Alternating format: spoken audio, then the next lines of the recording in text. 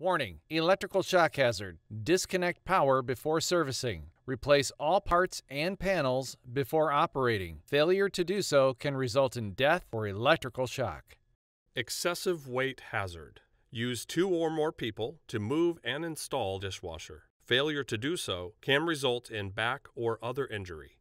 My name is Phil Lally. I'm the Product Service Manager for Whirlpool for the dish category, and today we're going to cover the new installation of a new model line we've got out that's going to launch in February of 2020. It's a new design dishwasher from the ground up, so there are some installation differences from what you're used to in the past. We're going to cover a KDPM 804 model today. So now we're going to plug in this drip pan float assembly, that orange wire that you disconnected when you took it off. Just plugs into the back. So once you get it plugged in, it'll stop beeping at you now. And to slide it back in, there's a piece here that has to align with this shelf on both sides. So on top of the shelf, and then it just slides right in, snaps in. You don't want to put the toe panel on now because we're going to test it for leaks.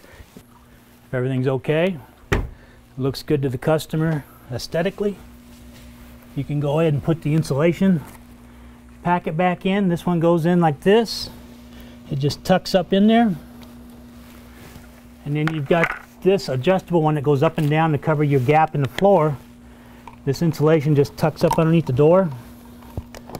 You line the holes up there. And then a nice new feature about the toe panel we didn't have in the past are these 2 cutouts here and the clips. You just clip it on both sides, and now it pretty much stays there while you find the screws and line up the holes. So I just start the screws first, and I take a screwdriver and push this down to the floor so you cover that gap up. Then you can finish tightening the screws.